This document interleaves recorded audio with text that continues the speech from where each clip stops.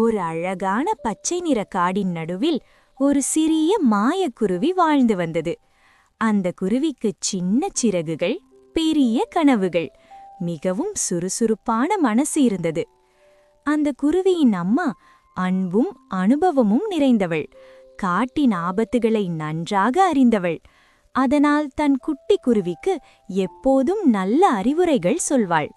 ஆனால் அந்த சிறிய மாயக்குருவி தான் எல்லாம் தெரிந்தவன் என்று நினைத்தது. அம்மாவின் சொற்கள் அதற்கு சின்னதாகவும் தேவையில்லாததாகவும் தோன்றின.